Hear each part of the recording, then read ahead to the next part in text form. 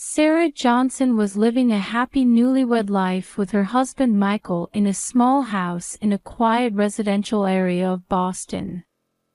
She worked as an English teacher at a local high school, while Michael was building his career as a promising young lawyer at a law firm. They had been college sweethearts and married right after graduation. "Sarah, what's for dinner tonight?" Michael asked one Friday evening when he came home from work. "I thought we'd have Italian today." "I wanted to try a new recipe," Sarah replied. She loved cooking and looked forward to trying new dishes every weekend. As they enjoyed their dinner, they talked about their plans for the future. Having children had been a shared dream since the beginning of their marriage. "Maybe it's time we start thinking about having a baby," Michael brought up. Sarah's eyes lit up. "Really? I've been thinking the same thing." That night, they decided to try for a baby. And a few months later, Sarah found out she was pregnant. During the pregnancy, Michael took great care of Sarah and accompanied her to all prenatal checkups. They prepared the baby's room and held a baby shower. Friends and family gathered to offer their blessings. "You two are going to be wonderful parents," Sarah's mother said. On the day of the birth, Michael held Sarah's hand at the hospital, encouraging her throughout.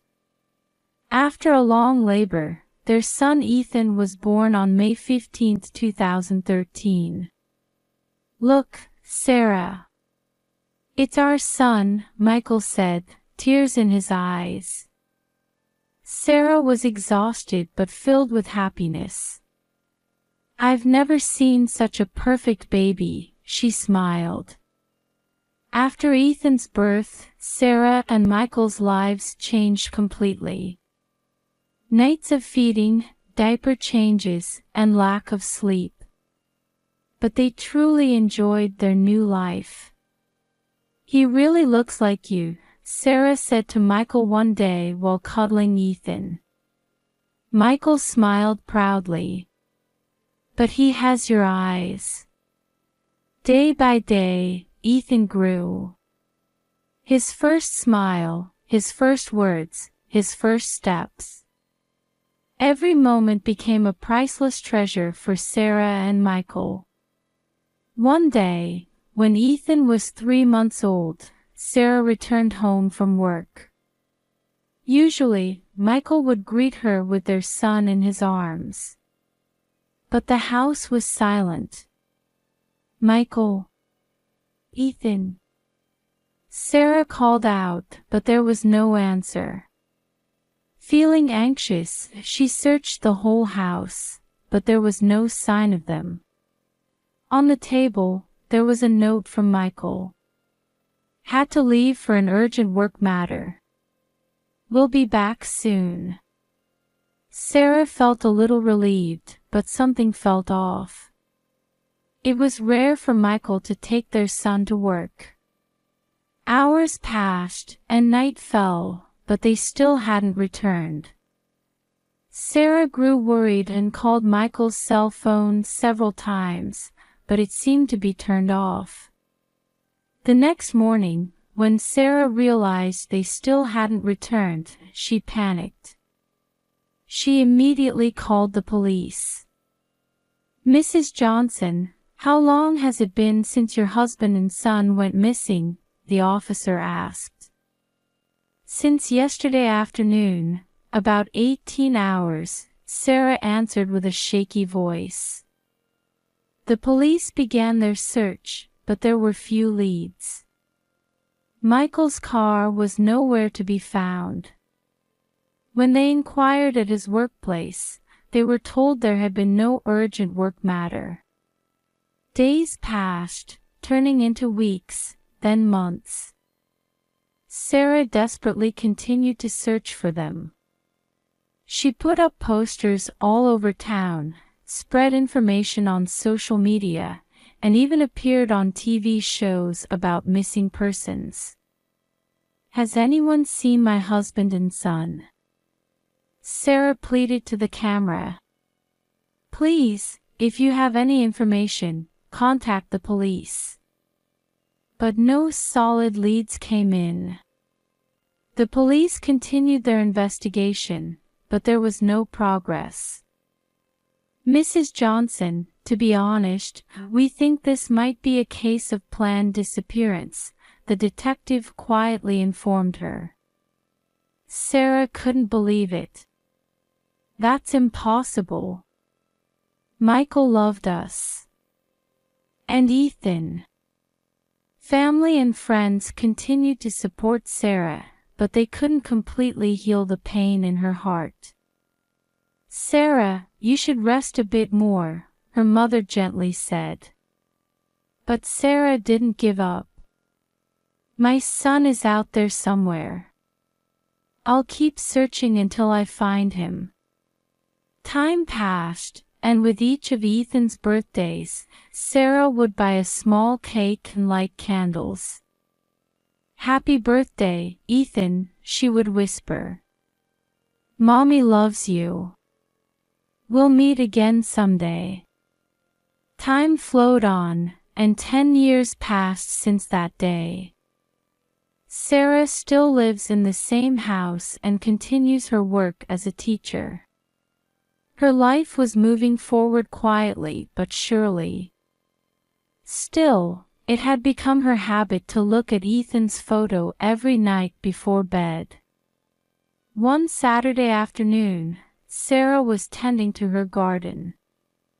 As the autumn sunlight gently fell on her shoulders, she was absorbed in pruning roses. Suddenly, she saw a figure move by the gate. Sarah looked up and gasped at the sight of the boy standing there. The boy was about 13 years old, with brown hair and blue eyes. His features overlapped with the baby face forever etched in Sarah's heart. Ethan! Sarah called out in a trembling voice. The boy nodded slightly, looking anxious. Mom! Sarah stood up and approached the boy. Her heart was beating wildly. Is it really you? Ethan nodded again, this time with tears in his eyes. Mom, help me. Sarah couldn't hold back anymore and ran to embrace Ethan. 10 years' worth of emotions poured out at once, and they both cried wordlessly. After a while, Sarah came to her senses and invited Ethan into the house. A moment of silence passed between them as they sat in the living room. How did you? Sarah quietly asked. Ethan took a deep breath and began to speak. Dad, no, Michael. He continued, choosing his words carefully. We kept moving around, but recently, we came back to Boston. Michael, is he all right? Sarah asked with a complex expression. Ethan's face clouded over. Yes, but Mom, I don't want to go back there anymore. Sarah noticed the change in her son's expression and felt anxiety well up. Why? What happened? Ethan hesitated, then slowly rolled up the sleeve of his right arm. There were multiple scars. Sarah gasped. These are. There's a lot I need to tell you, Mom, Ethan said with a serious expression. But I think we should call the police first. Sarah came to her senses and immediately called the police. 30 minutes later, 2 officers visited the house. Mrs. Johnson, about the missing person case from 10 years ago. The officer began, and Sarah nodded. Yes, this is my son Ethan. The officers talked with Ethan and confirmed the situation. Afterward, it was decided that Ethan would be placed under temporary protective custody of Child Services. "Mom, I'm scared," Ethan said anxiously. Sarah squeezed her son's hand. "It's okay, Ethan. We'll never be separated again. Mommy's here with you." That night, Sarah fell asleep feeling her son's presence for the first time in a long while. However, in her heart, anxiety about the truth that was about to be revealed swirled. The next day, Sarah and Ethan were called to the police station. A social worker from Child Protective Services was also present. "Ethan, can you tell us in detail what happened to you?" the detective asked gently. Ethan took a deep breath and began to speak. "Dad, no, Michael was using me as a model." Sarah gasped. She listened to her son's story, desperately trying to control her emotions. Ethan continued, "At first, I was just modeling regular children's clothes. But as I got older—" "It's okay, Ethan," Sarah squeezed her son's hand. "Take your time." Encouraged by his mother's warmth, Ethan continued, "Michael started making me do more extreme photo shoots. Posing in dangerous places, wearing adult-like clothes." The detective and social worker carefully took notes as they listened to Ethan's story. "And the scars on your arm?" the detective quietly asked. Ethan's face darkened. "When I refused to do the photo shoots." "Michael." He choked on his words. Sarah hugged her son. "It's okay now, Ethan. You're safe." Ethan continued, holding back tears. "Michael was living off my earnings. When I refused, he got angry and—" The detective nodded with a serious expression. "I understand. You're very brave, Ethan." After that, the police located Michael and arrested him. He was to be charged with child exploitation and abuse. Sarah was overwhelmed with complex emotions. How could the man she once loved do such things? Anger, sadness, and guilt swirled within her. Mrs. Johnson, the social worker, gently called out, "You're not to blame for any of this. There's a lot we can do to help Ethan." Sarah nodded, wiping away her tears. "What should I do?" "First, Ethan needs emotional care. It will take time to overcome the trauma. I'll refer you to a specialized counselor." Ethan looked up at his mother's face. "Mom, can I go back to a normal life?" Sarah hugged her son tightly. "Of course, Ethan. We'll work hard together." In the weeks that followed, Sarah and Ethan faced many challenges. Legal procedures, psychological counseling, and preparing for Ethan's enrollment in school. It was all difficult, but they supported each other and moved forward step by step. One night, Ethan woke up from a nightmare. Sarah rushed to her son's room and gently embraced him. "It's okay, Ethan. Mommy's here." Ethan said through tears, "Mom, I never want to go through that again." Sarah gently stroked her son's hair and replied, "I'll never let that happen. Mommy will protect you." Time passed slowly. Ethan gradually regained his smile and got used to his new school. Sarah felt herself growing stronger as she watched her son's growth. The truth was painful and heartbreaking. But by overcoming it, Sarah and Ethan's bond grew deeper and stronger. After Ethan's return, Sarah cooperated with the police to begin a full-scale search for Michael. Based on the information Ethan provided, the investigation progressed rapidly. "Mrs. Johnson, from your son's testimony, we've identified the alias your husband was using," the detective reported. "We're currently monitoring a property rented under that name." Sarah took a deep breath. "Thank you. But what will happen when you find Michael?" The detective answered carefully. "An arrest warrant has been issued. He faces serious charges, but the legal proceedings are yet to come." Meanwhile, Ethan and Sarah began psychological counseling. A trauma care specialist supported their recovery. "Ethan, can you tell me how you're feeling?" the counselor gently asked. Ethan hesitated a little but slowly opened up. I resent Dad, but at the same time, I feel kind of lonely." Sarah felt her heart tighten at her son's words. The counselor nodded. "That's a natural feeling, Ethan. It's normal to have complex emotions."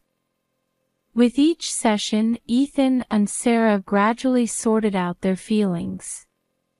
However, Michael's shadow was always over them. Then, 3 weeks after the investigation began, Michael's whereabouts were finally pinpointed. "We've found him," the detective's call made Sarah's heart race. The entire arrest was reported on the news, and Sarah watched with her son in front of the TV. Michael's appearance on the screen was vastly different from the husband Sarah remembered. He looked exhausted and consumed by guilt. "Mom!" Ethan called out in a small voice. Sarah hugged her son. "It's okay, Ethan. This is the end of it all." After Michael's arrest, legal proceedings began in earnest. Sarah consulted with a lawyer and proceeded with responses while prioritizing Ethan's welfare. To overcome this difficult period, Sarah and Ethan supported each other and moved forward step by step, receiving support from professionals. The process of facing the truth was painful, but it was also an important step towards starting a new life. On the day of the trial, when Sarah faced Michael in court, she was filled with complex emotions. Michael himself admitted his guilt and began to speak in a trembling voice. I was trying to be a good father at first. But after losing my job and his debts piled up," he choked on his words. "I took Ethan away because I thought his talent was the only way to save our lives. But that's no excuse. I hurt and exploited my son. Sarah, Ethan, I'm truly sorry." The courtroom fell silent as they listened to Michael's confession. Sarah felt a mix of anger, sadness, and complex emotions. But she also felt a small sense of liberation growing within her. The sentence was harsh. Michael was given a long prison term, but he was also to receive psychological treatment. After the trial, Sarah began to build a new life with Ethan. Ethan started going to school and gradually regained a normal child's life. One day, while having a picnic in the park, Ethan suddenly said, Mom, in the future, I want to work helping children who have been abused. I want to use my experience to save other children. Sarah looked at her son proudly and emotionally. Ethan, you're such a strong and kind boy. I'm sure you'll be able to help many children. The two of them leaned on each other and began to walk towards a new future. They moved forward strongly on the path that led to a hopeful